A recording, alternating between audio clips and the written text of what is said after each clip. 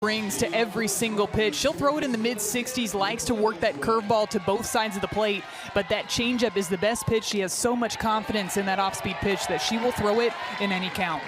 So Thompson gets the start here in game number 1 of the regional. Valerie Cagle playing first base. Cagle, of course, the ace of the staff, and this is something that Clemson did last year when they hosted the regional. They started with Thompson, and what did she do against UNC Wilmington? Threw a 5-inning no-hitter to get Clemson started in that regional. 2-0 the count to Brooklyn Maxwell. 74 degrees, cloudy skies, no rain in the area at the moment. Happy to say here in our first of 2 games here at Clemson. There's a strike, it's 2-1. And you can see the cars are packed in. They are packed in on the berm. They are packed in at the stands for this Friday afternoon start here at Clemson. 3-1 now to Maxwell. Maxwell, first team All-SoCon, .335 on the season. Was 2 for 10 in the SoCon tournament. Gets on base at a .452 rate. 3-2.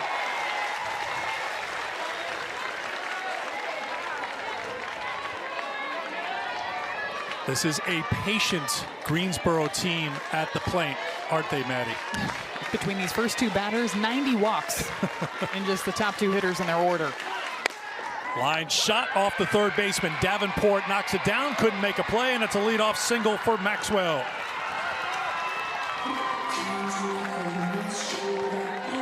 Maxwell going up there, being patient again, knows she's going to get a curveball, and she gets her barrel out in front of her on this one. And Reedy Davenport actually goes down to her knees to try to field this one, and it ricochets off of her out into foul territory. So already an early runner on board for the Spartans.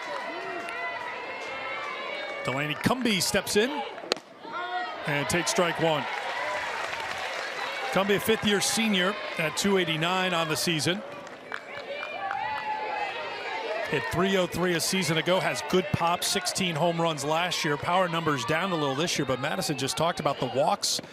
That one skipped up for ball 1. Cumbie with 54 walks on the season as a team, 261. That's tops in the nation. They can be patient and they have good eyes.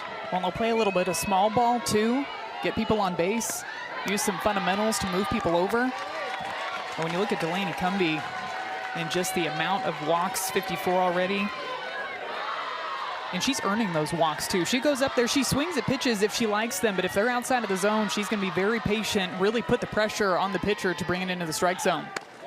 That misses for a ball. It's 3-1.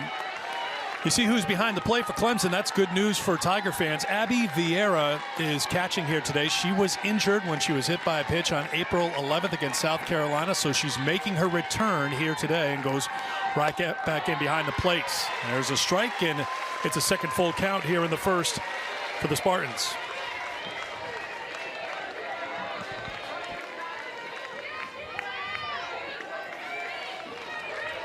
Thompson's 20th appearance of the season, her 19th starts. Off speed, swung on and missed. Thompson fired up early, one away. Good location for this off-speed pitch too, down in the dirt. She knows that Delaney Cumbie is expecting a strike down the middle of the plate, and she decides to throw in that changeup. Starts right at the knees, it's got a ton of spin on it, and right at the last minute, dropping down into the zone. First strikeout on the afternoon for Thompson. Here's Chartrand. That's in the dirt, gets away from Vieira, and taking second is Maxwell. Good read by Maxwell over at first base, knowing that Thompson likes to throw that changeup into the dirt. You've got to be on your toes when you're on the base paths and be able to take that extra 60 feet if it's given to you. So Maxwell to second on the wild pitch. 1-0 to Chartrand.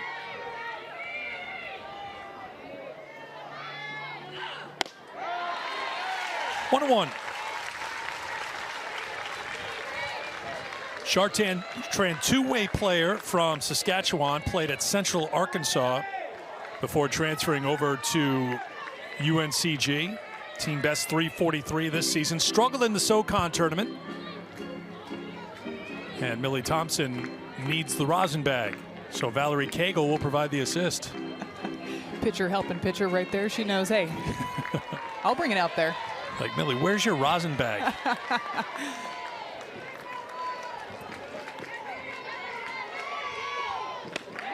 Another off speed in there for a strike. It's 1-2. You're going to see a heavy dose of off speeds to somebody like Chartrand, who's batting over 400 this season with runners in scoring position. Trying to keep her off balance with that changeup. Called strike 3. Thompson gets her second strikeout, 2 away. I loved how in that at-bat, Millie Thompson got strikes on 3 different pitches. She started with the backdoor curve, the first pitch of the at-bat, then works the changeup, and then goes away with this curveball away from the lefty Chartrand for her second strikeout on the inning. Pitching coach Kyle Jamieson will come out with 2 down and a runner on second here in the first. Thompson, third team all-conference for a second year. She's someone who you would say perhaps would get overshadowed by Cagle. Who doesn't get overshadowed by Valerie Cagle? But I think Millie's personality, the way she looks, the way she pitches out there, there's no throwing shade on her and covering up her love of being out there and doing what she can for Clemson. She is so fun to watch. Well, I think she's perfected her craft in the circle, too. She knows she's not going to blow you away with 70-plus mile-per-hour velocity, but she's got a ton of spin and movement on her pitches, and that changeup that she can throw in any count is definitely the difference maker. But you're going to see the energy from her throughout this entire ball game. That off speed's dialed in right now. Strike 1 to Grace Lofton. Sophomore left fielder for the Spartans, first team all-conference selection as well. 2 hits in the SoCon tournament, 2 runs batted in.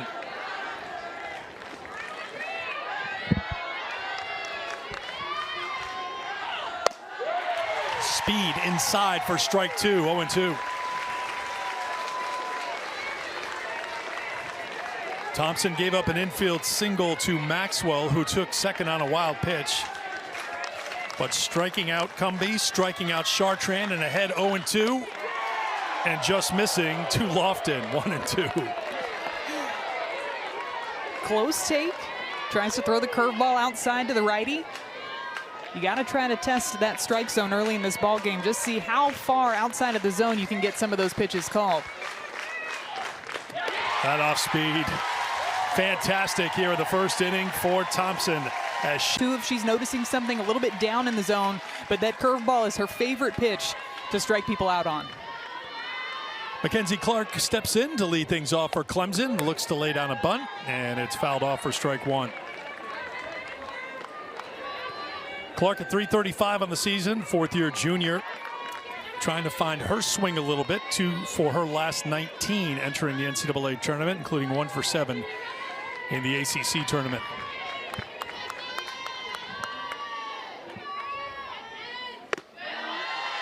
1-1.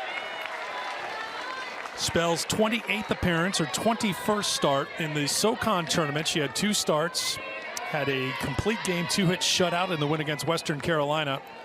Ended up throwing 12 innings, giving up 8 hits and just 1 earned run in her 2 appearances in that tournament win for the Spartans. This one is well hit and dropping, and it will drop down for a base hit for Clark to lead things off here in the first for Clemson. You can see the energy coming from Mackenzie Clark, too, right at the top of the order. She wants to set the tone, and she goes after this curveball up in the zone, almost like a rise ball, and takes her barrel straight to it, driving it out to left field. Eric, you know I like to talk about exit velocity. I'd imagine that the exit velocity on that line drive was definitely in the upper 80s. Remind me, I have to get you an exit velocity monitor for Christmas. You keep bringing it up, and I always forget. Just going to travel around. That's what you want. You take that as your carry-on luggage every single time. There's strike 1 to Allie McClesh. So Clemson is a team that will use their speed on the bases. 96 stolen bases on the year, 10 for Clark. By contrast, the Spartans do not use that part of the game, just 14 stolen bases this year.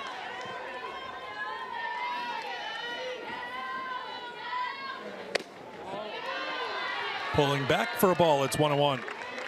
Makes it even more difficult, too, when you've got somebody like Allie McClesh up at the plate. for the left side of the infield. You have to respect the speed of Mackenzie Clark, but also somebody like Miklish coming from the left side is going to be a triple threat. So she can bunt, she can slap, she can hit away, and you can see how the shortstop for UNCG, Jessie Shipley, is shaded up the middle because she's covering second base on that steal. But what that does for a lefty is it opens up that 5-6 hole. So I'd imagine that Miklish in this situation is looking for something on the outside part of the plate that she can drive through that 5-6 hole. Allie, third-team All-Conference in her first year with Clemson after transferring over from Wisconsin, making her Clemson NCAA tournament debut. And there's a strike. Now 2-2.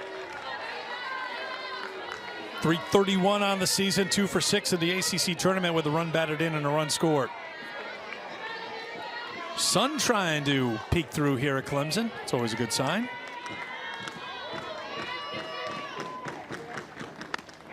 Up high and getting the strikeout is Maddie Spell, one away.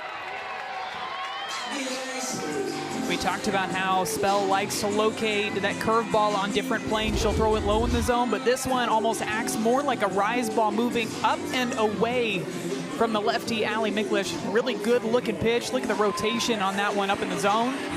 And Spell has her first strikeout on the afternoon. In steps the ACC Player of the Year, and look at this move here by Greensboro. They will walk Cagle intentionally with a runner on first and one out.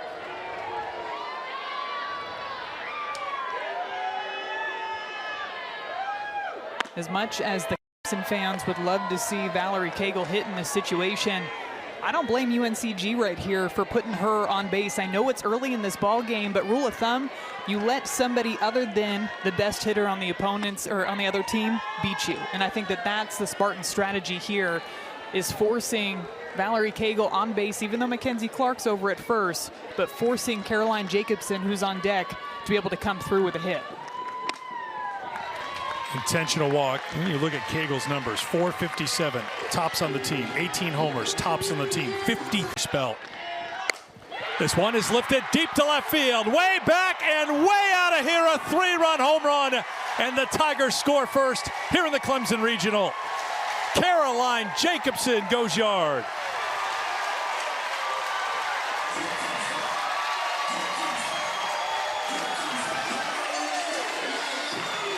Caroline Jacobson saw the Spartans intentionally walk Valerie Cagle, and she said, you know what, I'm going to go up here and I'm going to be aggressive, knowing that Maddie Spell is going to try to bring in a first pitch strike.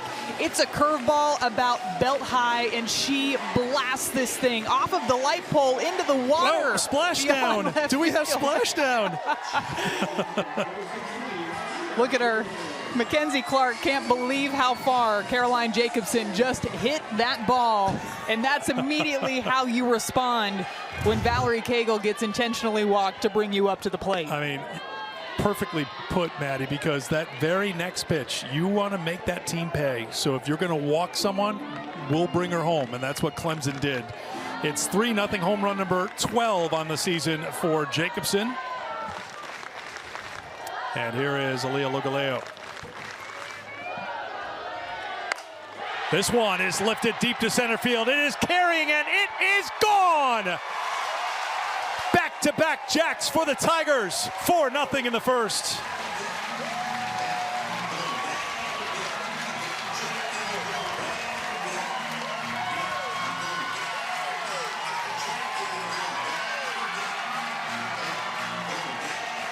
Maddie Spell has to try to shake it off.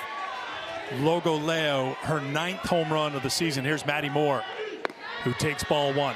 Did Lugaleo know this was gone, Maddie Shipman? Context clues are telling me yes. Yes, she knew it off the bat. That thing did not stand a chance of staying in the yard. And I think this is a great response for Clemson's offense, too, after that ACC tournament. It's a fly ball to right, drifting back now is Gontram. 2 away here in the first. That last game in the ACC tournament, ended up getting no hit by the freshman from Duke, Cassidy Curd.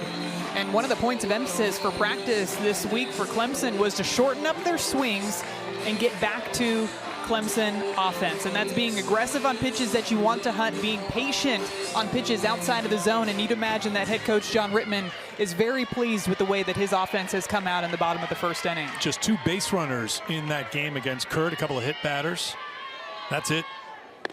And this is a good response. Ball 1 to Abby Vieira, who makes a return to the lineup today. We told you about it earlier after getting hit by Donnie Goborn, which is going to leave a mark and then some. 70 plus. Oof. Yeah, that does not feel good.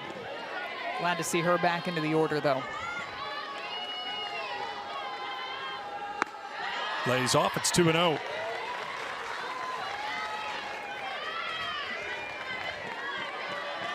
Well, one thing that Janelle Brenneman, the UNC Greensboro head coach, told us yesterday, that her offense has the ability to put up crooked numbers. They have gone on runs where they've gotten 4, 5, 6 runs in an inning. Now, it is a pretty big, steep hill to climb here in an NCAA regional playing at Clemson, but you got to imagine that's part of the message going forward here. We've faced deficits and we've put up runs. You just got to be able to minimize the damage right here, and it's a walk to Vieira. Yeah, the 4-pitch walk right there is not what you need in this situation. Clemson's got all the momentum here, and you know that Maddie Spells may be trying to be a bit more particular about where she locates those curveballs, making sure they're not too much over the heart of the plate, but non-competitive pitches, and you just continue to give that momentum to Clemson's offense. Here's the number 8 hitter, JoJo Hyatt, in the designated player spot today. Strike 1, second on the team and hitting at .346 on the season.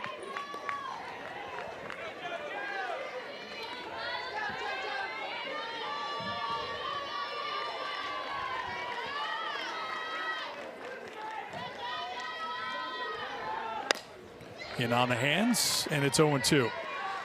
You mentioned coming off that no-hitter at the hands of Kurt and Duke. Clark, Jacobson, and Logoleo, who hit the home runs here in this inning, were a combined 1 for 17 in the ACC tournament, 2 games. It's one of the best things about the postseason, though, is it feels like a blank slate for everybody. Turn that page. The 0-2. 1-2.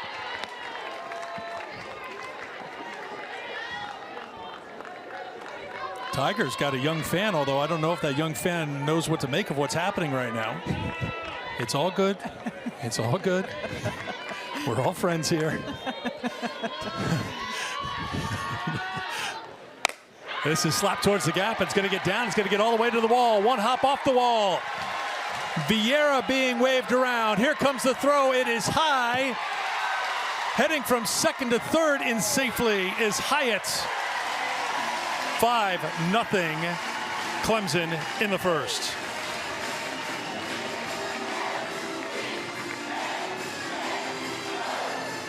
Another nice swing by Clemson in this inning. This one looked like an off-speed pitch too. JoJo Hyatt times it up, drives it out into the right center gap.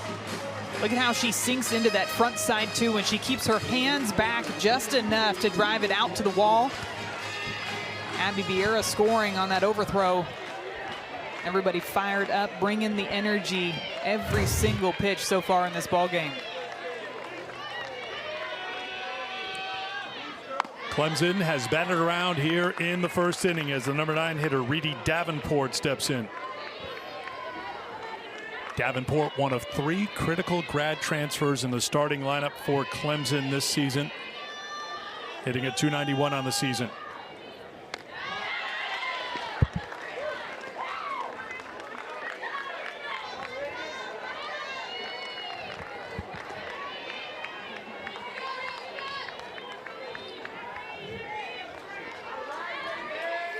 Hyatt at third.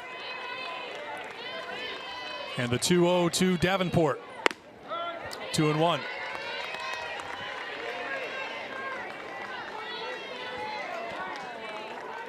They have given an error to Mason Brown on the throw, trying to get Vieira at the plate, that allowed Hyatt to go to the third. That's the 67th error this season for the Spartans. Clemson, by contrast, has made 28 errors this season.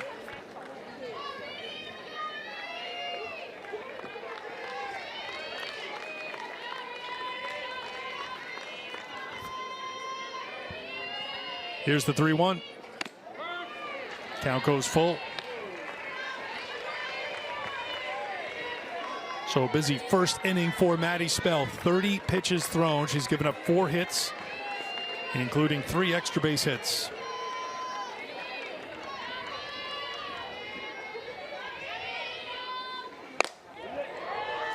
Line foul. These two programs have already met this season.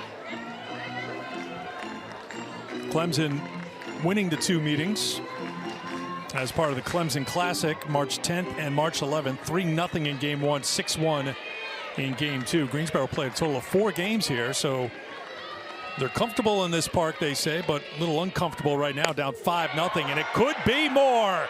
Going, gone. 3 home runs in the inning for the Tigers.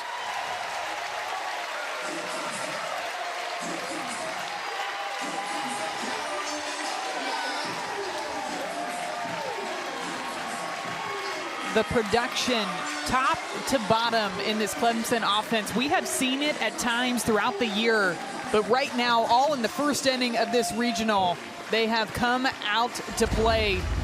Greedy Davenport batting in that 9th spot perfectly times up this pitch. She was a bit early on the foul ball the pitch before, and she knows I'm just going to be a little bit later, gets it on the sweet spot of the barrel and drives that thing on out of here.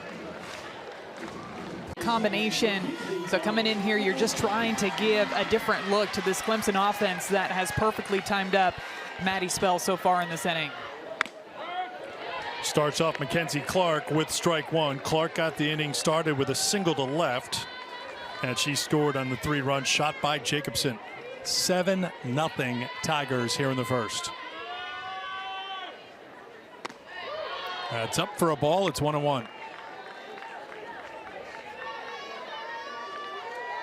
I love, you pointed out her reaction on the base paths when she was watching Caroline Jacobson's home run fly by. She had to watch out for Valerie Cagle closing in quickly from behind, because you don't want her to pass you, because that wouldn't be good. So the celebration had to be put on hold, and I'm sure John Rittman was like, you can resume that at home plate. Come over here at third base and get all the way in. But that's who we asked all these teams, who's your hype woman? And I think Mackenzie Clark's got the title for Clemson.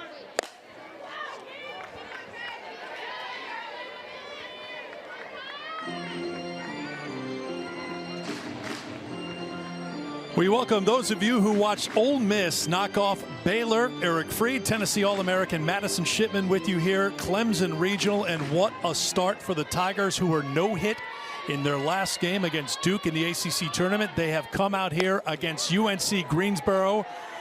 They have put 7 runs on the board on 5 hits. 3 of those 5 hits, home runs.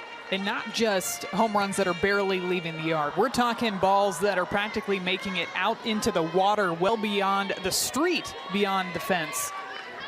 This Clemson offense coming out with a bit of a vengeance after that ACC tournament run.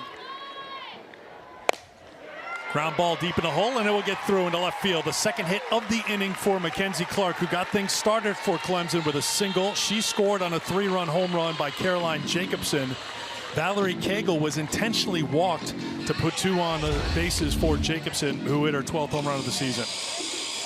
Kenzie Clark just getting out in front of this one, driving it through the 5-6 hole. Hit a hard line drive out to left field in her first at bat. Does something similar, a bit more on the ground here, but drives it through the 5-6 hole to extend this inning.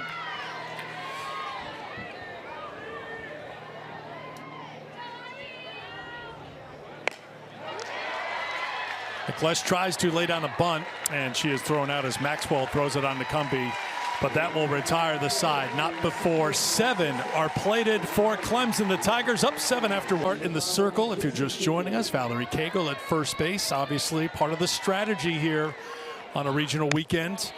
Looking forward, if you feel good in your pitching depth, and you can throw out your number 2, and Millie Thompson's a pretty good number 2 pitcher, as Jesse Shipley steps in to lead off the second inning here for UNC Greensboro. And you save your ace for that matchup of unbeatens in the first of 3 games on regional Saturday. Well, I'd imagine that Millie Thompson is feeling a bunch of confidence heading into the circle right now, knowing that her offense just gave her a 7-run lead in the bottom of the first inning. Now, correct me if I'm wrong, does it look to you that Millie lacks for confidence? No, not even a little bit. Yes. I think the entire team feeds off of the energy that she brings in the circle, too. Really a lot of confident personalities on both sides of the field today, too. But from Clemson, you've got Millie Thompson. Mackenzie Clark has that swag that Coach John Rittman likes. Look at those numbers for her, too, being on this pitching staff. It's really a complete pitching staff for Clemson that has led to their success this year. That career whip just over 1. Sophomore Brooke McCubbin, also a big part of the staff, who's made 18 appearances this year, 5 wins on the season. Pitching coach Kyle Jamison, his staff coming in with a earned run average of 133, second in Division I. Ground ball to Logaleo, onto Cagle to retire Shipley, 1 down here in the second.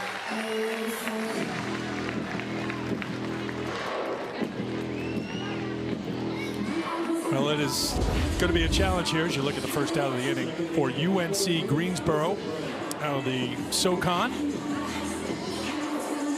Good play by Logaleo, too. Slow developing ground ball that she has to charge, get rid of this one in a hurry. And just a reminder, Logaleo was recruited as an outfielder, played a little bit of left field, played some third base, and now over there at shortstop this season for Clemson.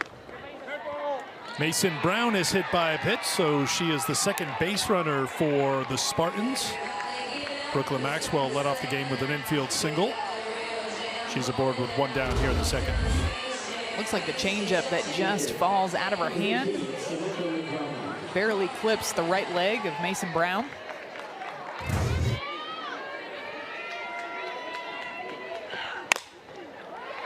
And here is base hit number 2 of the afternoon for the Spartans. Samantha LaGrama, 5th-year senior, has her second hit of the postseason, went 1 for 6 in the SoCon tournament, so 2 on with 1 down here for the Spartans. A lot of strong bats in this Spartan offense, too, and I think we're seeing examples of that throughout this game. LaGrama getting out in front on this one, but strong enough to drop it out into left field, and this is a team that has a ton of fight. You look at that championship game in the SoCon championship just last week. They were down by 4 runs, ended up coming back, hit a couple of back-to-back home runs to get them the walk-off victory, the second walk-off win in as many days in that tournament. Here's Maddie Spell. She was the starting pitcher for UNC Greensboro, so she'll swap with Chartrand as Spell the DP now. Sophomore's got some good power. She doesn't have a ton of at-bats, just 3 for 16, but 2 of her 3 hits home runs, including 1 in the SoCon tournament. And that one went a long way, too. Commentators had said that it was the furthest ball they saw hit in that entire tournament. Back to Thompson, who knocks it down and makes a smart play and just gets the out at first. Runners to second and third, now 2 down.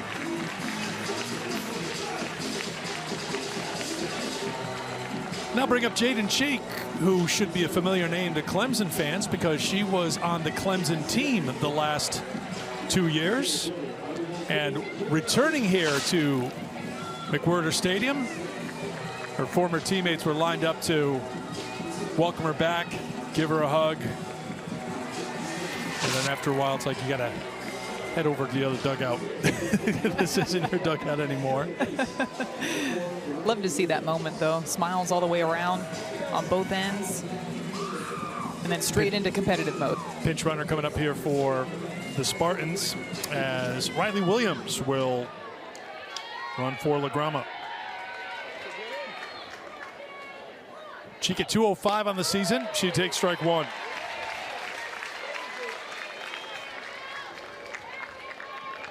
Thompson gave up that leadoff single to Maxwell in the first, then struck out Cumby, struck out Chartrand, and struck out Lofton to end the inning. That's off the end of the bat and out of play, and it's 0-2.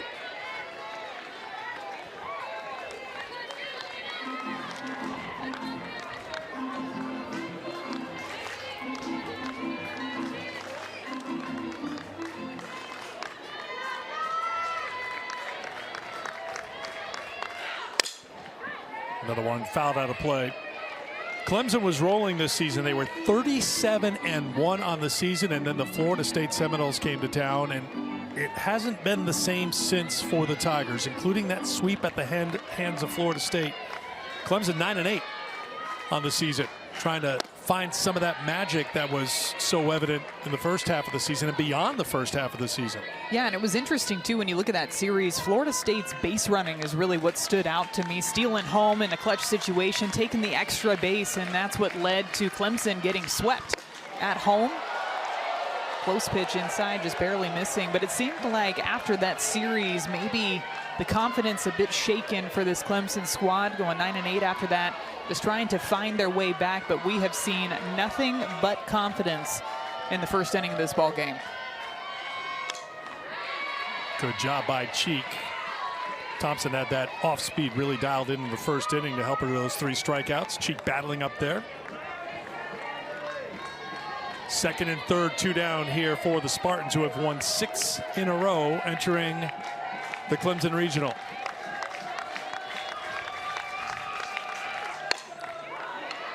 Ground ball deep in the hole. They go for the play at third. Everybody's safe, and the Spartans are on the board. Great at bat by the number 9 hitter, Jaden Cheek.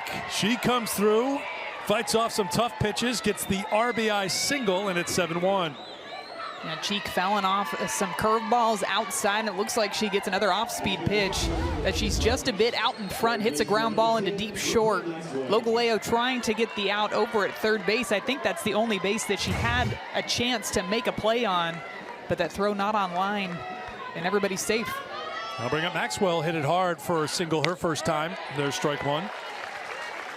It was knocked down by Davenport at third, who could not make a play. A run in for the Spartans. Runners on the corners with 2 down. 1-1.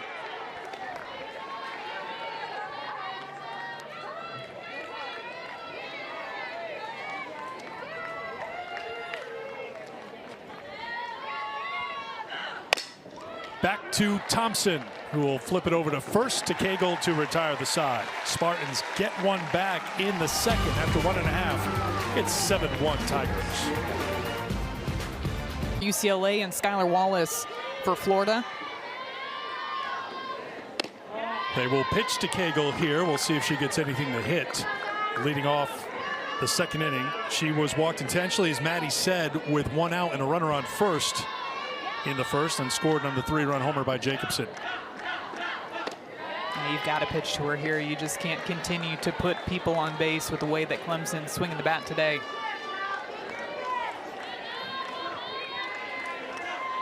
Cagle was 1 for 6 with a walk in the ACC tournament.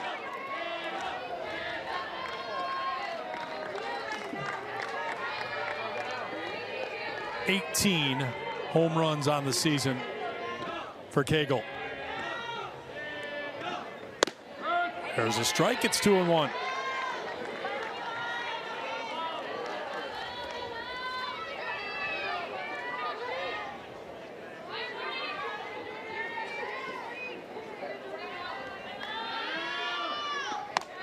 Three and 1.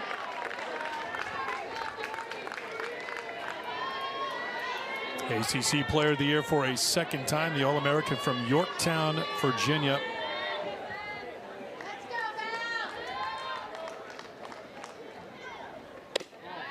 And she takes ball 4. She walks for a second time today, this time leading off the second inning. Well, do not miss a minute, and you will not miss a minute of the action from the NCAA Softball Regionals. We'll take you to the best live action on the 7 Innings Live show on the ESPN app. You can see every game, every big moment on the road to the Women's College World Series, only on the ESPN networks. Already final today. We told you about Ole Miss getting the victory over Baylor, 3-0 out in Salt Lake City. Kentucky and Evanston getting a win, 9-1 the final over Miami of Ohio. Comeback win for the Wildcats too. They were down 1-0. Offense came back in a hurry.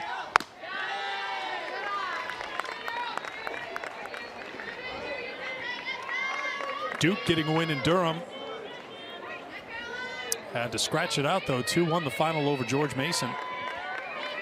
So the early returns coming in on day one of the regionals. Here's Jacobson. Takes the ball, it's 2-1.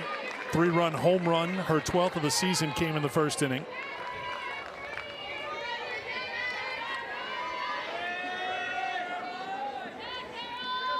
Clemson sent 11 to the plate in the first, scoring 7 runs on 5 hits, including those 3 home runs.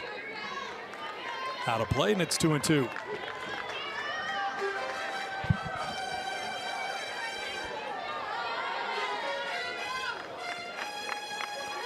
Packed house, as we've come to expect here at Clemson. They were lined up well before the gates open here. That is a mile high, but foul. They're packed into the berm in left field and now out into right center field.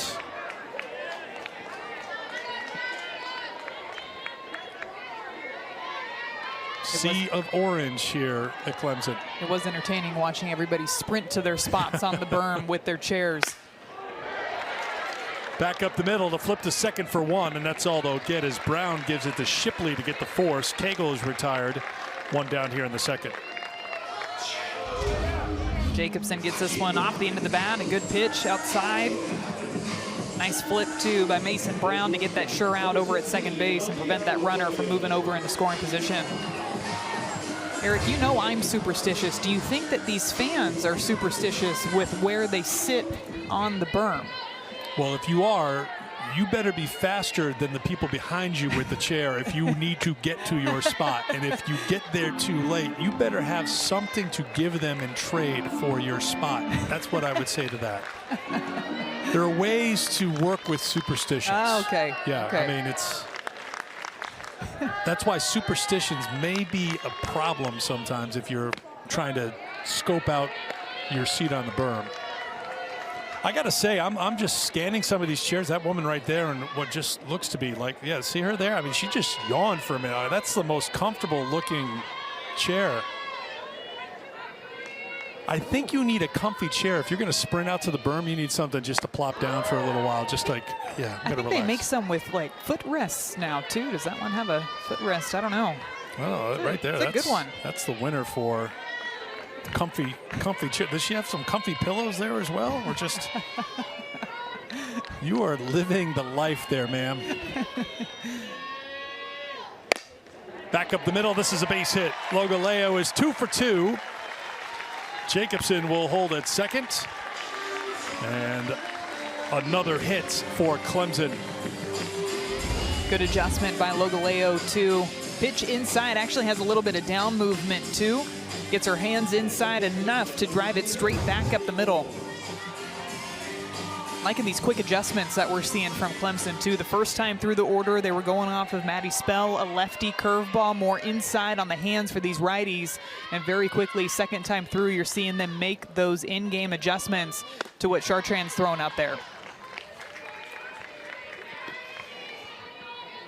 Spell faced 9 before being replaced by Chartrand.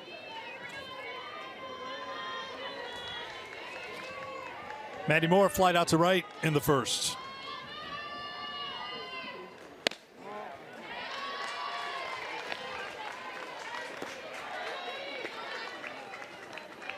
Moore, the sophomore, at second base for the Tigers. Good second year with Clemson. Hit 190 a year ago, 266 this year with a lot of pop, 9 homers. A lot of pop in this lineup. We've seen it today, obviously, with the 3 home runs in the first inning. 70 home runs total on the season, entering the NCAA, 16th in the country in home runs per game for the Tigers this year. And it was interesting talking to Coach John Rittman earlier in the year about Maddie Moore's increase in her offensive numbers this year. And he said a lot of it, he thinks that she's much more comfortable playing second base this season, and her just being more comfortable defensively has kind of led to her being more comfortable up at the box. What has been, I don't think it's a tough ticket for the president of the university, but this is a tough ticket when you sell out the season tickets year after year. And really, I know the story's been told a ton of times, but just what they have built here in such a short period of time. Their first year was 2020, the COVID season, as we all know. John Rittman was brought on to build the program before that day. This one is a ground ball. It'll get through the right side, a base hit.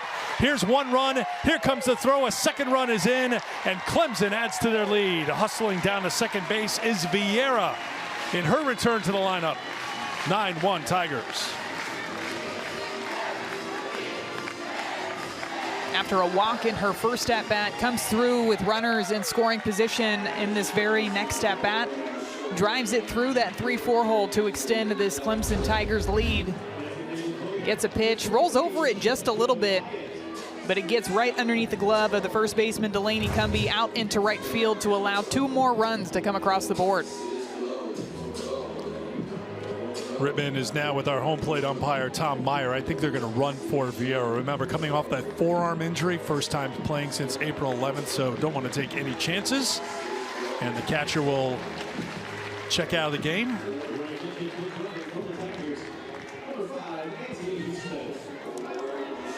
Ansley Houston will run. I've been impressed by Vieira's at-bats, too, so far coming back into this game, coming off of that injury. Oftentimes, one of the hardest pieces of the game to get back is your timing up at the plate. And even though maybe she was a little bit out in front on that swing, still got enough of it to be productive in that at-bat and drive in a couple of runs. Strike one to JoJo Hyatt, who doubled in a run and scored in the first.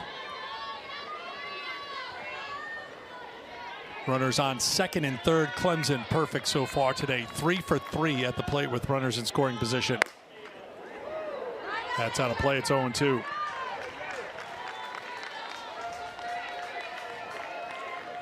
Auburn checking in for duty before they take on Cal State Fullerton in game 2 here on day 1 of the Clemson Regional. Tigers had a great year in the SEC, finished 3rd in the conference that sent all but one team to the NCAA tournament. Give you an idea how tough the SEC was this year. So the Tigers here to take their BP, and they will take on Cal State Fullerton.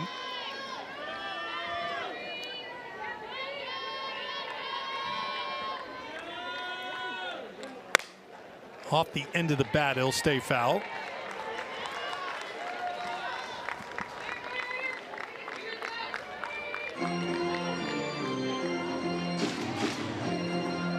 It was back in 2018, 2019 when the foundation was first poured for this program, and JoJo Hyatt, one of those originals for Clemson. That's a ball. It is pretty neat, too, when you go into Coach John Rittman's office. He has the lineup from the very first game that they played framed in his office, and it's pretty incredible to see a lot of the names that we're seeing here today on that same lineup that he has up in his office. Ariel Oda. The other, this has popped up on the infield left side. Shipley calls for it, and she's got it for out number 2. I must say, Maddie, when we met Coach Rittman in his office, Maddie was geeking out a little bit. It was, you must be something else, like at the Softball Hall of Fame or at Cooperstown or something. It must take you hours to get through there because you just want to read every little detail, see every little thing. You love it. You are such a baseball and softball fan and sports fan that you love seeing all that. And this program's only been around for a few years, so it's not like ancient history, but you were soaking it all up in his office yesterday. I think I've had a smile on my face since we showed up to the field yesterday, even getting to talk to all of these players and the teams, but just seeing this stadium in person and the fan base has been absolutely incredible. And Coach John Rittman just talks about what a great environment it is to play in every single day. These facilities are fantastic too. You often forget just how new this program is because they've risen to the top so quickly and they have such great players on their team. But to see this place in person has definitely had me with a smile on my face this entire time. 1-1 to Reedy Davenport. Takes a strike. It's 1-2. Davenport hit her 6th home run of the season in the first.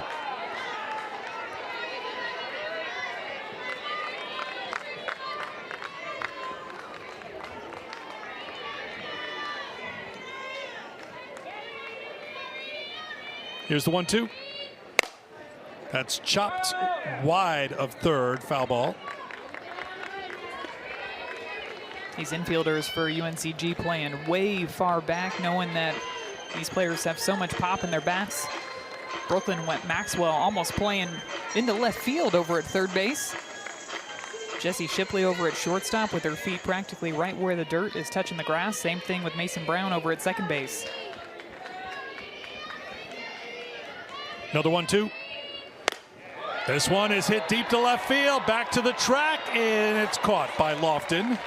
That one stays in the park. Davenport trying to go deep for a second time today, and that retires the side. Two more. This first game, the offense is like, hey, we came to play. Exactly. Right on cue, a leadoff single. Cumby takes the first pitch into left field to get things started here for the Spartans in the third. Isn't that always the case? Once you talk about this is going to be a pitching regional, we have a combined 12 hits and 10 runs through 2 innings. I do love talking pitching, but I think all these batters know that, hey, we want to give her some hitting to talk about too as Delaney Cumby comes through with that base hit to start things off here in the top of the third inning. That one is chopped wide of first. Cagle gloves it, foul ball. For strike one to Chartrand.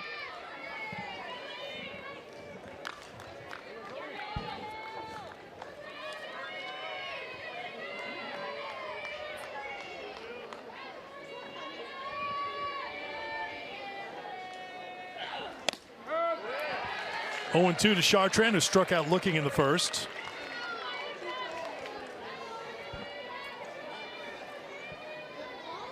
Maddie talked about it before in the SoCon tournament after a 1-0 win over Western Carolina. And misses for a ball. The Spartans in game 2 against Samford won 2-1 in 9 innings. Jessie Shipley with a walk-off double. Then in game 3, they were down 4-0. It wasn't an elimination game for UNC Greensboro. Samford had the lead. They were trying to force an elimination game in the 3rd inning with that lead, but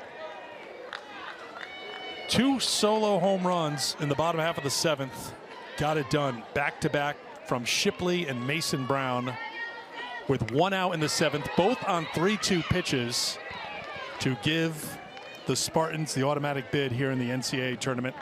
Their 7th trip to the NCAAs. Yeah, Shipley hitting hers out to center field. Mason Brown coming through with a pitch low and inside that 3-2 count. You mentioned Eric driving it over the right field wall.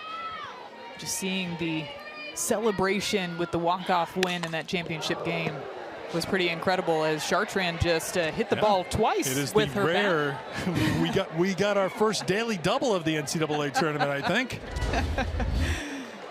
Right. A 1 and a 2. One. There we go. It's impressive. Now, if she dialed up the bat speed a little bit more on that follow through, maybe she got it fair knock it up the middle. I can say I don't think I've ever been able to do that. I did not have that skill level up at the plate to be able to hit it twice. I've broken a bat or two, but not hit the ball twice on the same swing.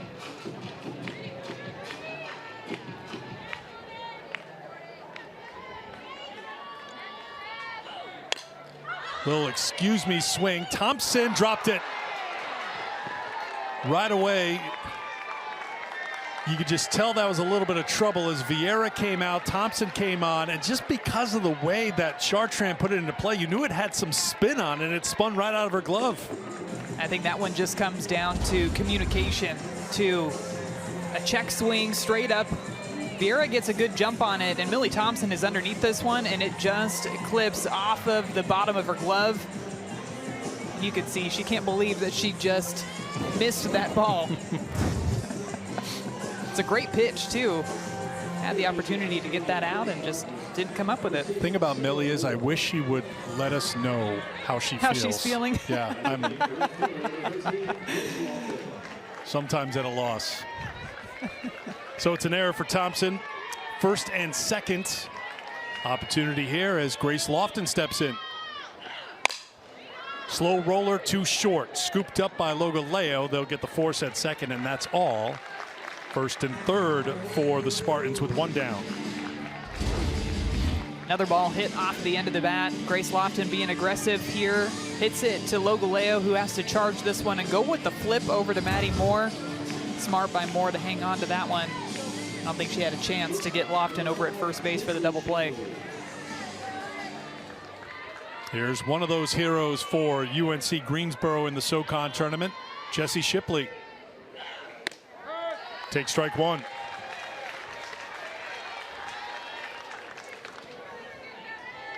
Walk-off double in the semis, game-tying homer in the final.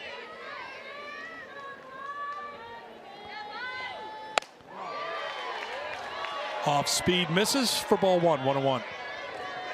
Shipley's another one of the batters that we've seen come through with the timely hit, but also has a lot of pop in her bat. 11 home runs on the season. 3 of those came in one game against Gardner-Webb earlier this year. 2 of her home runs went to left field. 1 of them went to center. The 3rd one on the day was a grand slam. I think you'd say that's having a day. Yeah, it's an okay day at the plate. That's having a day.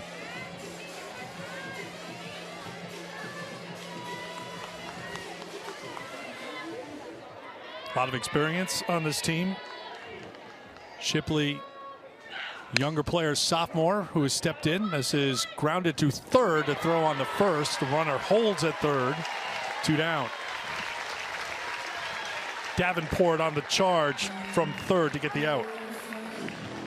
Another weakly hit ground ball, too, and you can see the infielders are respecting the power that these batters have, but having to charge very hard on these ground balls. She even has time to take a look back to third base to check the runner. Just a brief look, but what that does is it keeps the runner staying over at third base, and she's still able to get that out over at first for the second out of the inning. Ball one to Mason Brown, hit by a pitch and scored the Spartan run in the second inning. Lofton at second, Cumby at third for the Spartans, looking to cut into the deficit here in the third.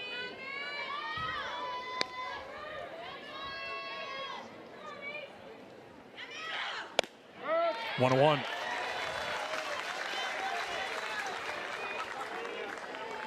Mason Brown talked yesterday about the 3 words that define this team: togetherness, gritty, and intentional. It's helped them to 37 wins, 13 coming in their 17 conference games. This is a fly ball lofted to Clark in center field to retire the side. We will talk to Mason's head coach, Janelle Brenneman, when we come back to Clemson. Welcome back to Clemson, joined now by the UNC Greensboro head coach. Joining us on headset right now is Janelle Brenneman. Janelle, we just talked going to break about the 3 words that Mason said define your team: togetherness, gritty, and intentional. What's that mean to you? You know, that's what we've been all about all year long, and I think our ladies are still in it, and we're fighting. Obviously, you know, we started out a little slow, and couple missed pitches, you know, got us in a hole, but our kids are going to fight, and I think you saw the last 2 innings we had runners on. We just need to get that key hit with runners on. Yeah, Coach, we're seeing that fight offensively, and now in the circle we're going to see a new arm, Salem Ward. What adjustments are you wanting to see out of her in the circle for you guys? Yeah, Salem's done a nice job for us as a rookie, has a lot of presence in the circle, and she's going to mix things up and try to, you know, roll some ground balls. That's going to be helpful for us and keep them in the park. But I like our options. We have a great pitching staff, and we're certainly going to our 3rd arm today, but I'm excited about Salem and what she's going to do. All right, Janelle, thanks for the time. We appreciate it. All right, thank you. So we can go with togetherness, gritty, intentional, and fun-loving. Get to throw that in there because they were keeping it loose behind coach, which we always appreciate. You see the numbers for Salem Ward, her scouting report, as she makes her 23rd appearance of the season. I think what makes her the most difficult in the circle is her ability to really throw to all 4 quadrants, but working that curveball and that screwball to both the sides of the plate to try to keep this offense guessing. Freshman from Lexington, North Carolina, throws ball 1 to Mackenzie Clark, making her 3rd plate appearance, 2 for 2 so far.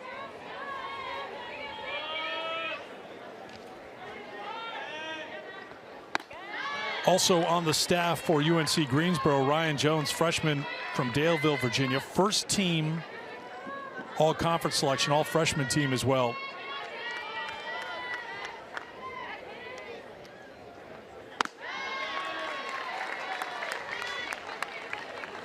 Three 3-0 the count. Ward made one appearance in the SoCon tournament, went 2/3 of an inning, did not give up a hit or a run. 3-1.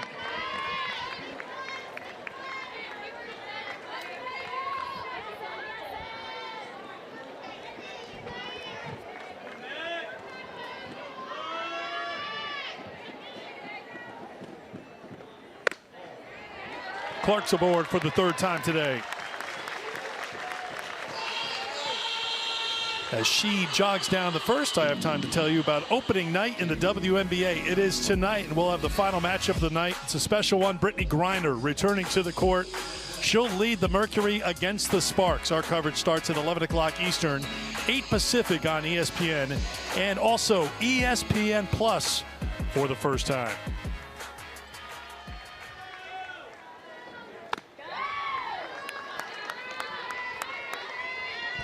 Ball 1-2. McClatchy's 0 for 2.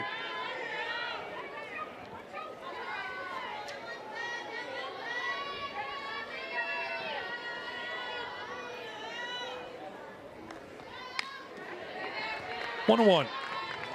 Eric, you talked earlier about how these two teams have faced off against each other already this season, and Salem Ward was one of the pitchers that got the start in their first matchup against each other, and I thought she threw very well in that ball game. Ended up going 4 1/3, only gave up 2 free passes, but it was her ability to work both up, down, east, and west that really kept Clemson off balance in that ball game. Ended up giving up 5 hits, not a ton of hard contact, and you know that that's what they need here in this ball game with an 8-run deficit for her to come in, attack the strike zone, and let her defense work behind her to get her out.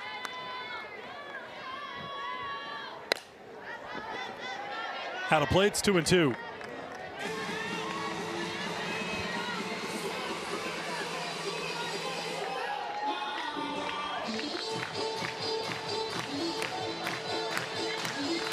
Clemson hosted the regional here last year. They were a 10 seed. They're the 16 seed this season. Had a run rule win in game number 1 before knocking off Auburn in game number 2, 1-0. This is a hard ground ball to third. The second for 1, that's all they'll get, as Clark is forced out, 1 away. Good play over there by Brooklyn Maxwell. Hard hit ball, straight to her, 1 hopper. Knows where she's going to throw it before she even fields that ball. Mackenzie Clark has a ton of speed, and if there was any bit of hesitation, she would have beat out that throw. But that pre-pitch thought, which we always talk about, is so important, knowing where you're going to throw the ball before it's even hit to you. And Maxwell gets that out over at second base. So conference in the circle right now for the Spartans as Valerie Cagle gets set to step in. She was intentionally walked in the first inning in a similar situation, a runner on first and 1 out. She led off the second, and she was walked. And what will they do here in a 9-1 game? They'll pitch to her. Video game numbers that she's been able to put up this season. 457, 18 home runs. That slugging percentage off the charts. And we find out more and more the reason why her numbers made such a jump this year. They were still very good a year ago, but it's been well documented. Valerie has shared it in her own words about the pain she was playing through all last season in her right shoulder. It eventually required surgery, and she was going through the timeline with us yesterday just about how it went from, she had 1 pitch last year in the circle. She still had power at the plate, but pretty much with 1 arm, and how after that surgery things just felt so much better. That one misses, it's 3-0, and here we are. She's at a point where she's back putting up video game numbers, as you pointed out. Yeah, she hit those 13 home runs last season with just 1 arm. Still pretty impressive numbers that she was able to put up in that 2022 season, but you just love to see somebody with her talent be able to go out there and feel good every single day. She draws another walk on the afternoon. Valerie's folks, of course, in attendance. This is a discussion between everybody. Last year, it turns out she was pitching in a lot of pain, but it was determined she could not injure herself anymore. It was just working through the pain, but she told us it was such a day-to-day thing with not just command of her pitches, but how she felt. And And she, at one point, said she knew when she couldn't, she likes to cook, she loves food, she couldn't mash potatoes. Like, well, we're not just talking playing softball, pitching, and batting and throwing. It's day-to-day life going forward. So this has to be fixed. And working and talking with their parents and the staff here, they decided to have surgery. That was after last season, and she says she's feeling great now. Yeah, said from day one, she noticed a substantial difference.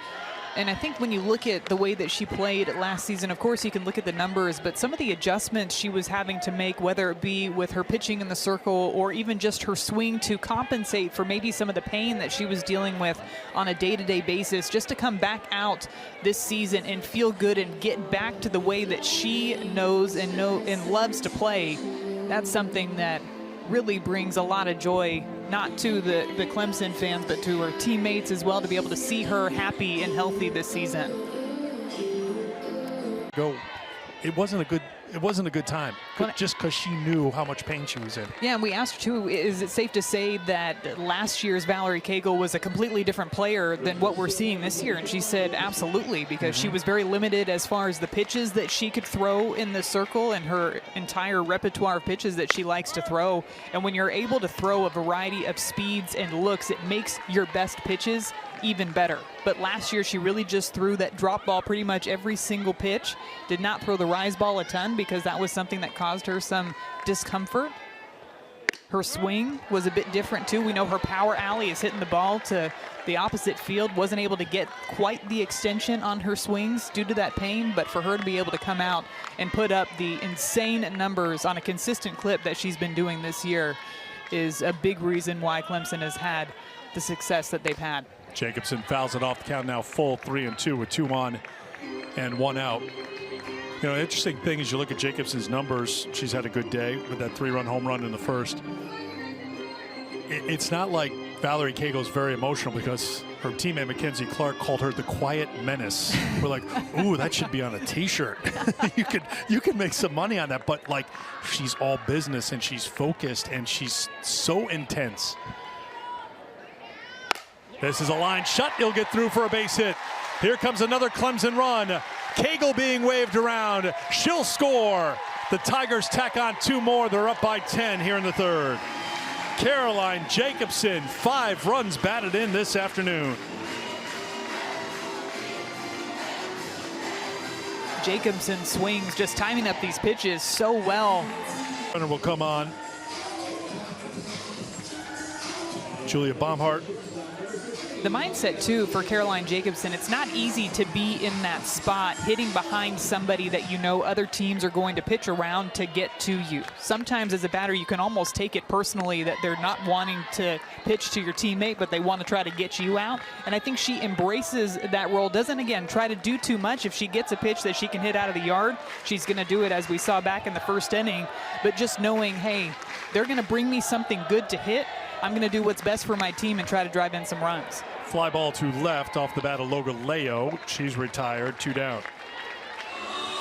Well, Cagle's walked 3 times today, and to your point, intentionally walked with a runner on first in the first inning. And Jacobson, next pitch, 3-run homer. Well, that one swing right there just completely flipped the script on the game plan for UNCG as well, because as soon as she hits that ball out of the park, you know that the Spartans are going to have to pitch to Cagle through the rest of the game. And it's just a matter of one swing that can completely change a game plan for an opponent. To be truthful, though, they really haven't pitched to Cagle. They've pitched around her. That hasn't been an intentional walk, but they've been very careful. As a result, she's scored twice so far today, on base all 3 times. That misses for a ball. 2-0 to Maddie Moore.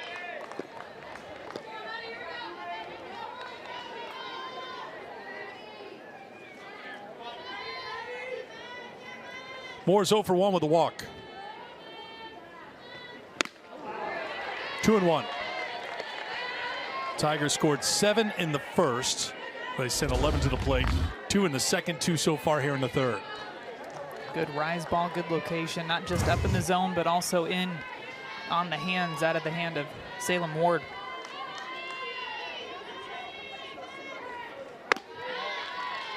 Three and one.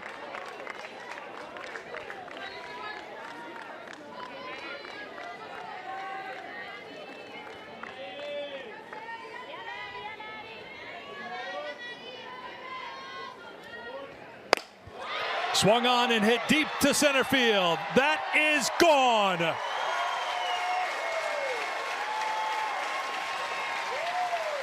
Four home runs for the Tigers. Number 10 for Moore, flexing as she comes to the plate. 13-1.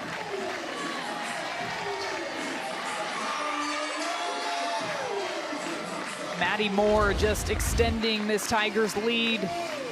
Pretty swing, gets that front foot down on time, uses the back leg, drives it way out of the park. Love all the emotion that we're seeing from Clemson. Looking at that Moore swing on the 2-0 pitch, she had long ball in mind on that swing, and she delivered later in the count. 2-run shot, 33 RBI now in the season, 10 home runs for the sophomore. Here's Abby Vieira.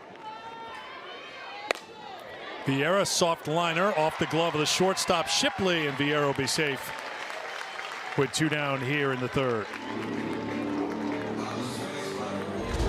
And that hit right there was a chance for UNCG to get out of this inning. Shipley charges this one. I think she had time to set her feet and get this on the short hop, because you can see Abby Vieira is just coming out of the box when that ball makes it to Shipley over at shortstop. So it scored an error on the shortstop Shipley.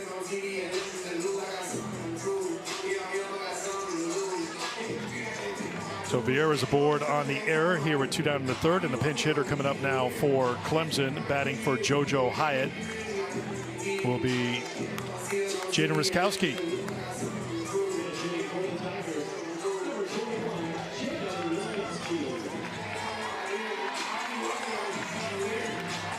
Ruskowski, a ton of pop in the bat coming from the left side. 4 hits on the season. 2 of them have been a long ball.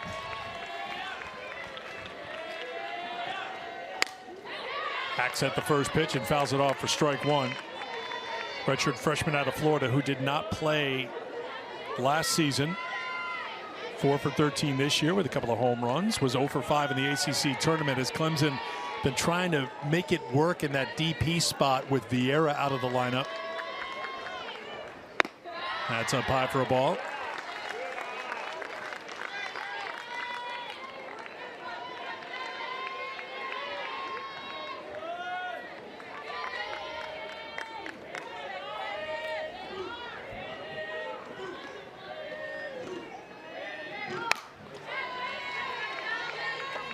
One and two.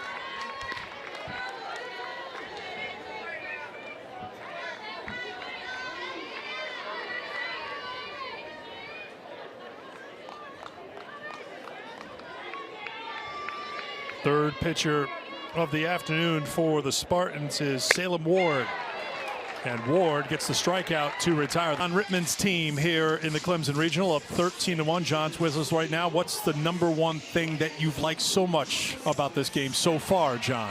Well, I mean, obviously our offense. You know, we came out swinging about well today. You know, it's not a secret we've struggled offensively lately, and just to see us come out and get good competitive at bats and square up some balls, and it's just taking the pressure off our entire lineup. You know, it's obviously nice to have Vieira back behind the plate and doing what she does at the plate, and you know, just a big relief to get our offense going, honestly, against a pretty darn good team over here in UNCG.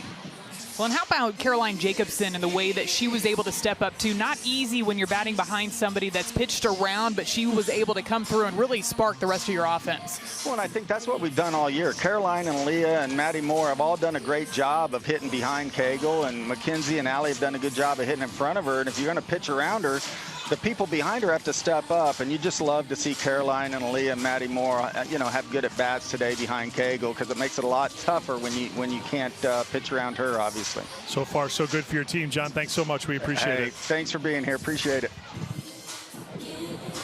So we'll have a change in the circle now for the Clemson Tigers, as Brooke McCubbin, the sophomore from Locust Grove, Georgia, will relieve Millie Thompson.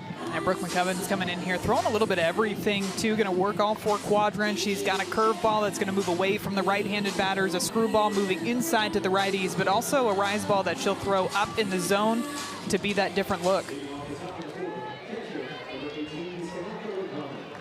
Opponents hitting 158s off of McCubbin this year.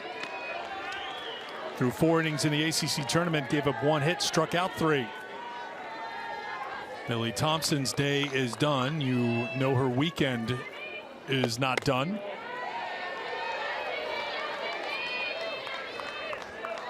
As a pitcher, her weekend as a cheerleader is just getting started.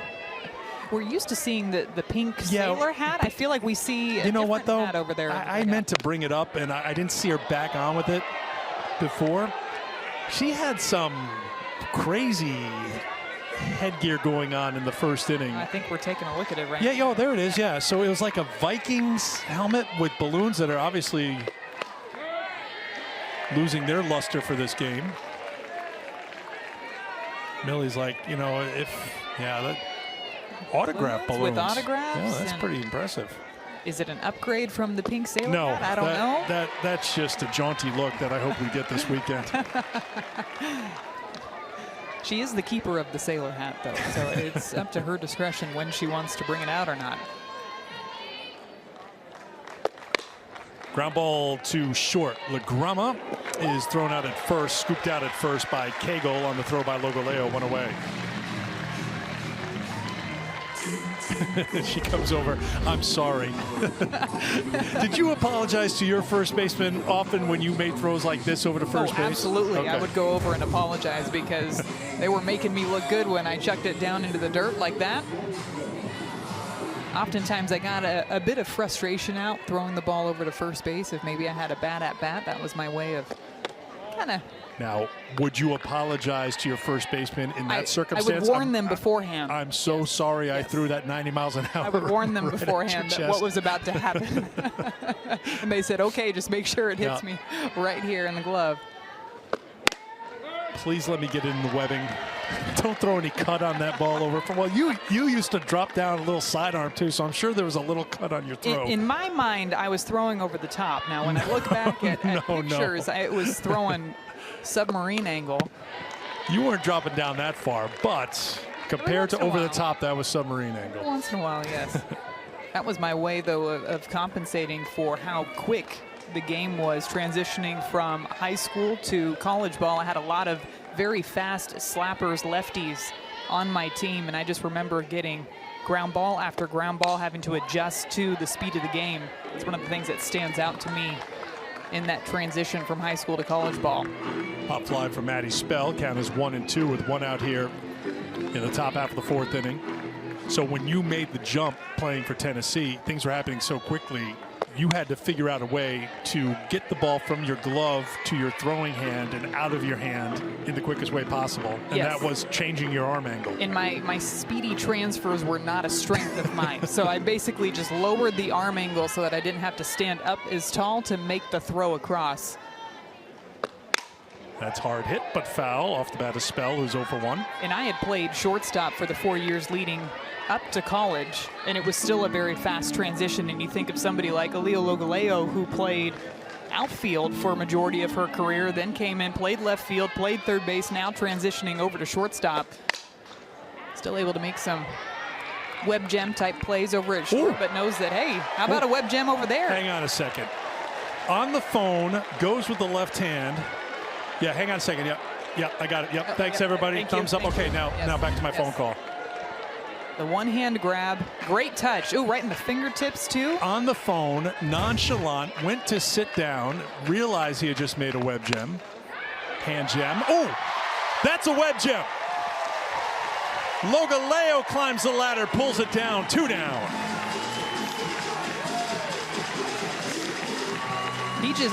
Logoleo just had to make sure that the fan did you not have have been the best topped, catch sir. Yes, well done. #1 fan, but we got a better play out on the field here from Logoleo.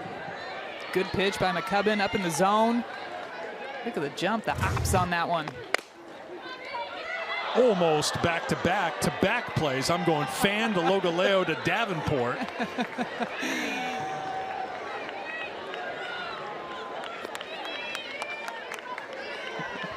I think they're giving Reedy the business right now. I think Logoleo's giving her a bit of a hard time, saying, you see what I did on the pitch before. Had to get up a couple more inches to make a grab on that one. I think, could you hear someone saying, come on, Reedy, we had something going. All right, now come on, make a diving play here. Yeah, that's how you do it. That's how it gets done. Actions, though, from the teams getting selected on Selection Sunday, and just the genuine joy and the reaction that we saw from Fullerton when their names were announced, too. I'll tell you the story when we get to their game against Auburn, but it felt like the sand was passing through the hourglass as that selection show went on and on, as more West Coast team regionals were announced, and their name, coming from the LA area, Fullerton, wasn't in there. And just how the nerves built up, and then it was just such pure joy when they were announced as a team coming here to Clemson. They were thrilled to come east as well, because for so many years, they've been out in the West Coast playing teams. Now a different look out here, so they'll take on an Auburn team. And Fullerton, a team that did not have a conference tournament, wrapped up the regular season losing 3 in a row in a couple of ways, turning the page from closing out the regular season in a way they did not want to almost not hearing their name called to hearing their name called. They feel like the team that's getting that fresh start. Ariel Oda pinch hitting for Davenport here to lead things off for Clemson in the 4th.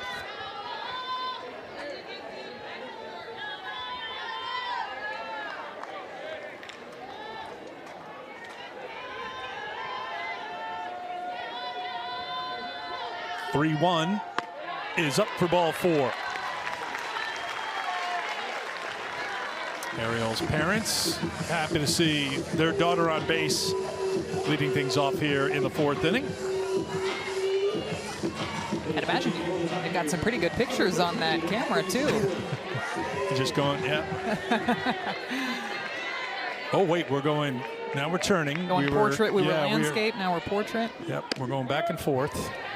Good use of portrait and landscape, Maddie. Now we're checking, hang on. Checking Where's the focus boxes on this thing? See, that's some skill there. Usually I have to put the sunglasses up because I can't see a thing, but that's someone who's been taking pictures of his daughter for a few years there. That's fun. Oh, now we're going to move into closer spot, perhaps. Pinch hitter for Clemson is Abby Stewart. And this is for a ball. It's 1-2. Mackenzie Clark was 2 for 2 with a walk and a run scored.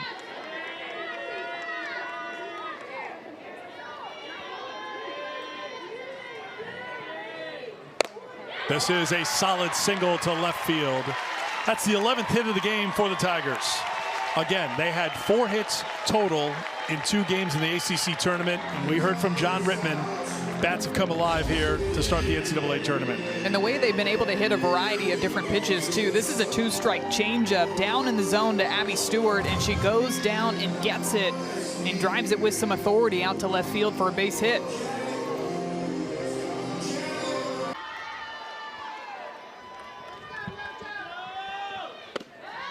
Here's ball 1. We got to watch a little bit of batting practice yesterday, and Morgan Johnson was up there taking some cuts off of BP, and she was hitting the ball a long way opposite field, too. Got a very powerful swing coming from the right side.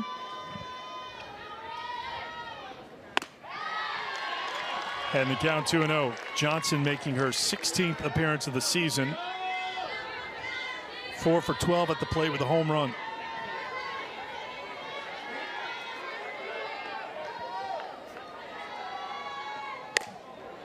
Popped up on the infield. Infield fly is called, so Johnson is retired, 1 down.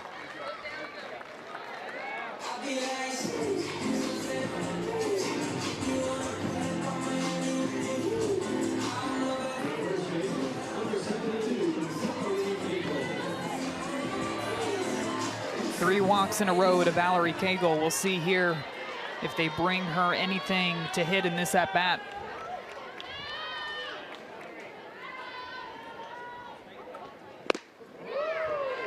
They do, and she takes a big cut for strike 1.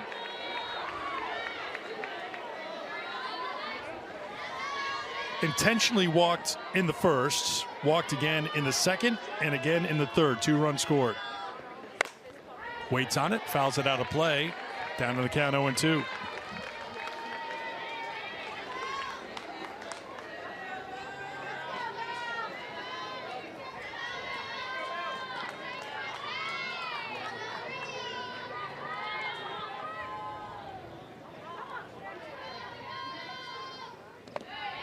In the dirt.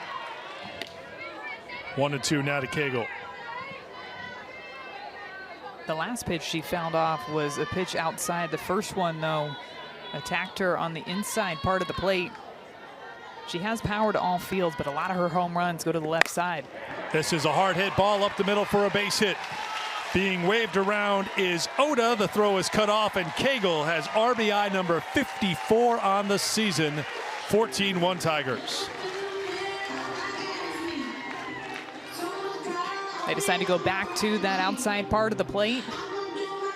She's so strong in her legs, too. Just gets enough of it to drive it back up the middle for another run across for the Tigers. Looks like a screwball moving away from Cagle. Still stays on that one, drives through, gets great extension on the outside part of the plate. With her hands, that barrel just stays in the zone for such a long time when she's hitting. Sarah Howell will run for Cagle at first, with Stewart at second.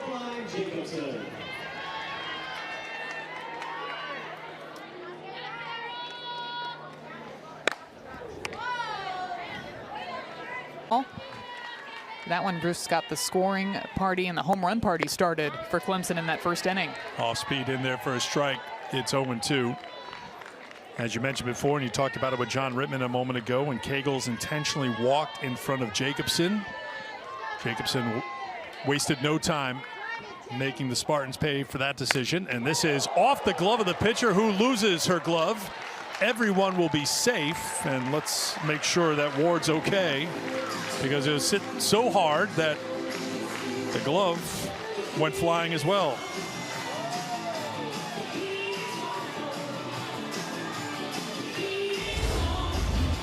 Team comes in to check on Salem Ward in the circle. Outside pitch, straight back up the middle. Quick reactions, too, to get her glove up, but it was hit so hard, like you said, Eric, that it knocks the glove off of her hand. Looks to be okay, high-fiving her teammates. As line drives back up the middle, it can be really scary. So as you can tell, the bases are loaded here for the Tigers again, as the crowd looks for a little bit more here. And they'll see if Aaliyah Logaleo can provide it. She's done her part here today. 2 for 3, 2 runs scored. Home run after the Jacobson home run in the first.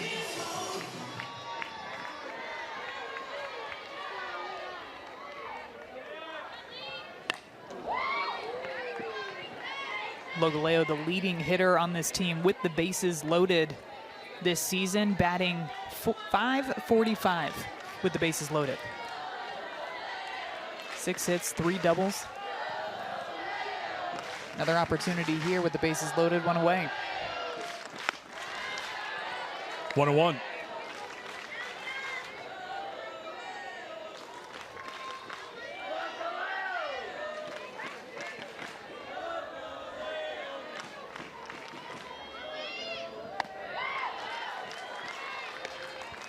Clemson today with 13 hits in 24 at-bats. That's .542 for the day. So pretty efficient is what you're telling me offensively. Even more efficient with runners in scoring position. 7 for 11, 636 with runners in scoring position. Just an incredible turnaround from the Clemson offense that we saw just last weekend in that ACC tournament.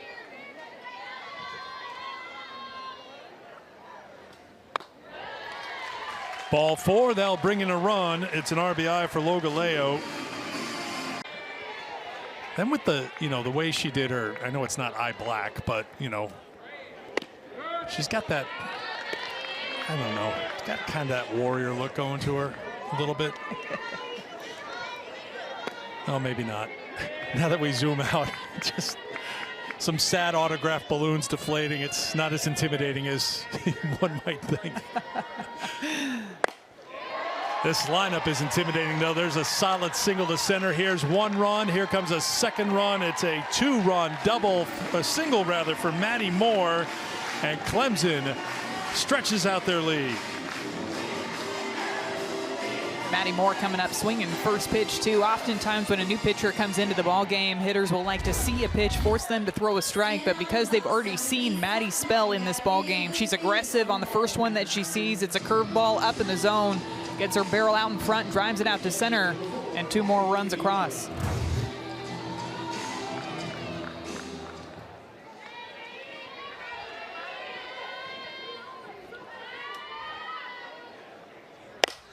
Vieira lifts one to left field. Lofton under it, makes the catch. Logaleo not going anywhere. She'll stay at second base. Vieira is retired, 2 down. For the second time today, Clemson has batted around. Roskowski will come to the plate for a second time.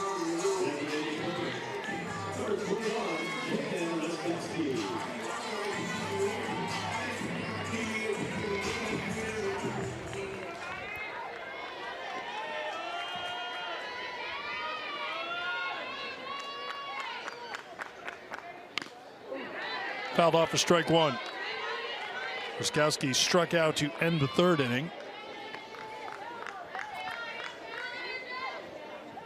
Clemson plating 4 for the second straight inning.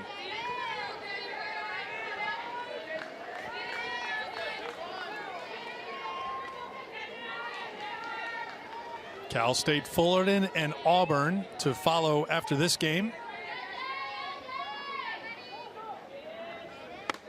There's a ball. 1-1.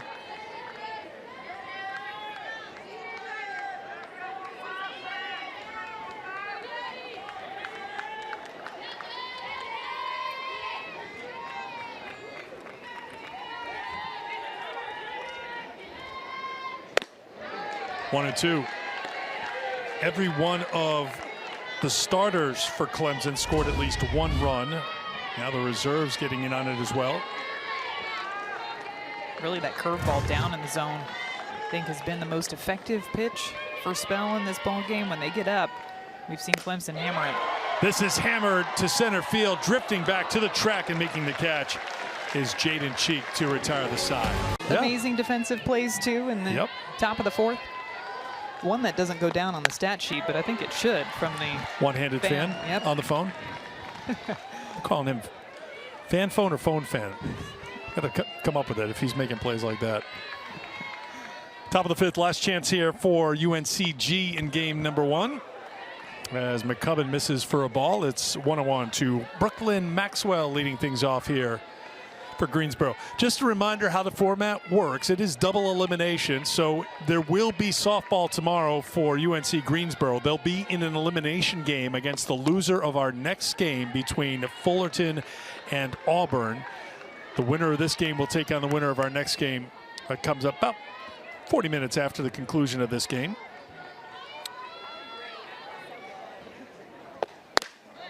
That misses. It's ball 3, 3-1. Maxwell has one of the 4 hits for the Spartans today. Came leading the game off. Fly ball to center field. Clark in for it, 1 away. Getting the opportunity to talk to these players before this regional started, a lot of them, especially Mackenzie Clark, talked about how good Brooke McCubbin has been in the circle for Clemson, and about how she's somebody that seems to get stronger as the game goes on too. JoJo Hyatt mentioned that as well, and I think we're seeing flashes of that really heavy down ball that she's throwing too, right at the last minute. Right there, you can see it just clipping that low and outside corner. That one called for a ball, but that's a good location to start off in that bat. Gonna be 1 for 2, singled in the third.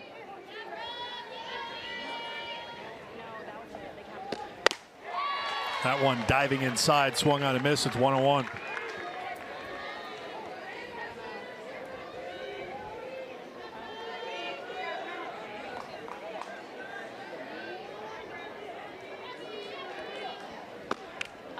And a hit batter as Cumbie will head to first. Tried to go back to that pitch inside. Just lets go of it a bit too much. Got some good velocity too. It seems like it's climbing up there every inning. 66, 67 miles per hour. Jordy Chartrand is 0 for 2. Yeah, good pop on that first pitch. Mid-60s for McCubbin. Strike one to Chartrand. Struck out in the first, reached on an error in the third.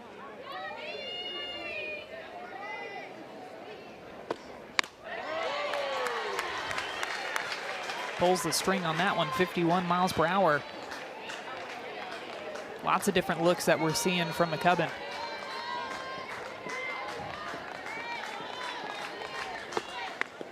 And that one comes inside and hits the batter. So back-to-back hit batters here for the Spartans in the fifth. Clemson fans not happy about that one, wondering if maybe she leaned into it. Looks like she leaned into that pitch a little bit.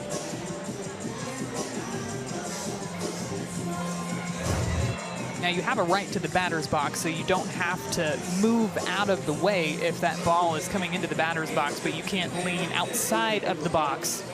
Yeah, John Rittman coming out to talk to the plate umpire, Tom Meyer.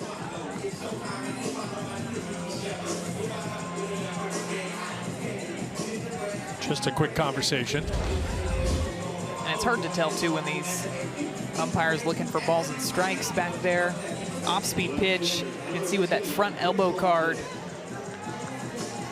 Kind of squatting down a little bit, too. Yeah, Brooke McCubbin's talking to the dugout about her leaning over a bit. Strike one to Lofton.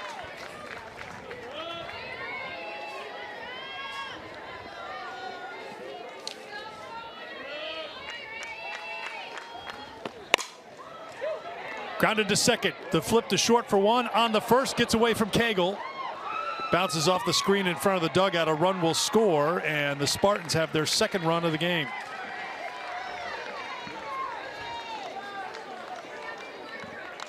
Hard hit ball there, just putting the ball on the ground, trying to make something happen. Lofton with the hard ground ball off of her bat to the right side. A quick play by Maddie Moore to get this over to Aaliyah Logaleo, who just puts this ball straight down into the dirt. We've seen her do that a couple of times in this ball game, but Cagle not able to scoop that one. And another run across for the Spartans. All speed in there for strike one to Jessie Shipley.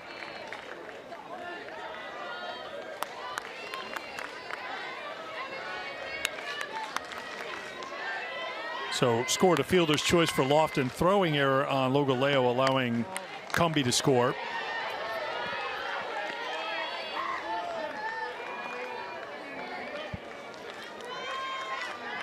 One and one to Shipley. Grounded to short in the second, grounded to third in the third. 1-2.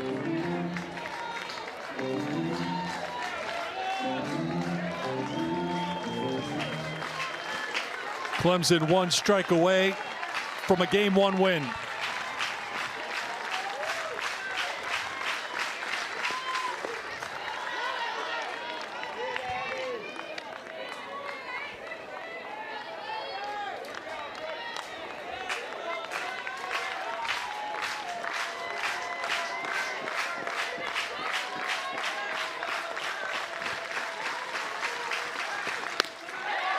Called strike three. That will do it. Clemson impressively takes game one here, the Clemson Regional. 17-2 the final. Really nice job by Brooke McCubbin to close the door on this one. Bringing the velocity, goes with this pitch outside. It's got some good down bite to it, as well as her first strikeout, only strikeout on the afternoon. But it ends the ball game, and what a way.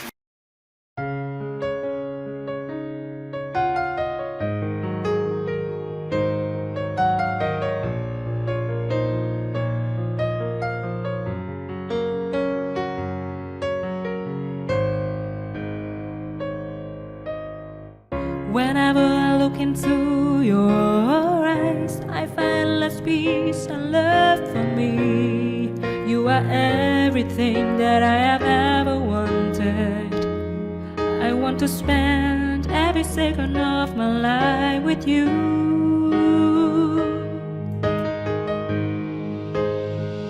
I don't know if some kind of a magical if agreeing with you.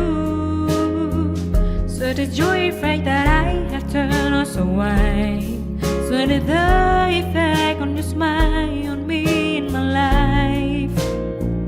Baby, you are and will remain mine forever and ever.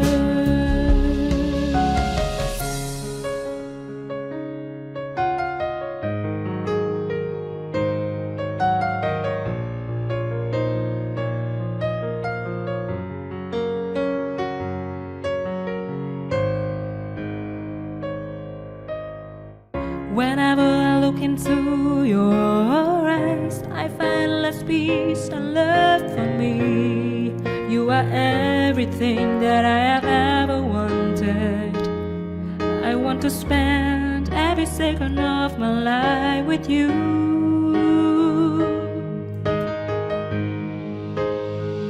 I don't know if some kind of a magical if agreeing with you. So the joy effect that I have turned us away.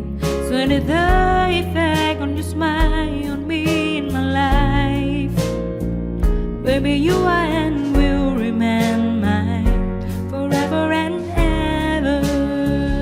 I don't know if some kind of a magical if agreeing with you. So the joy effect that I have turned us away. So did the effect on your smile on me in my life. Baby, you are